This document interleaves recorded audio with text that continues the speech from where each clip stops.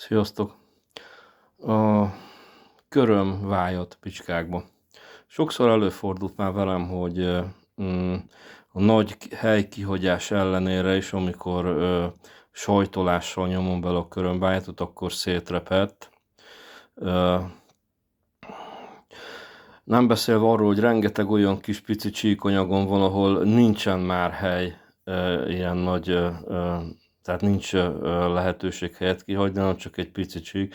Szeretném őket elhasználni, ezért készítettem a morógépemre illetve nem készítettem, hanem egy kést köszörültem bele, egy körömvájat, fókuszálj rá, körömvájat kivágót, ami nem sajtolással, hanem forgácsolással alakítja a körömvájatot.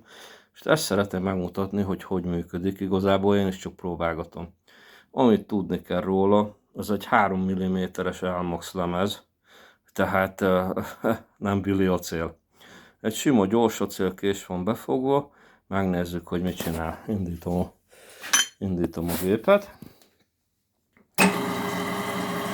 Csak lassú fordulaton.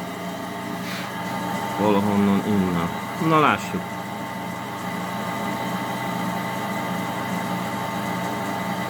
Pici érintőt kell venni.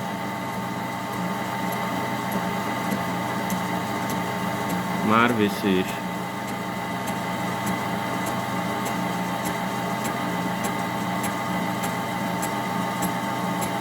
Gyönyörű szép körömvájat, picit fújok rá. Ó, kicsit sok lett, nem baj.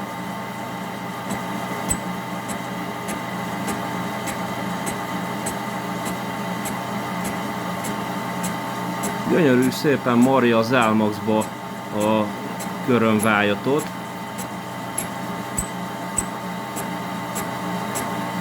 Gyakorlatilag azt gondolom, hogy már bőven elég, úgyhogy megállok, aztán kifényképezem majd, hogy sikerült, jó? Sziasztok!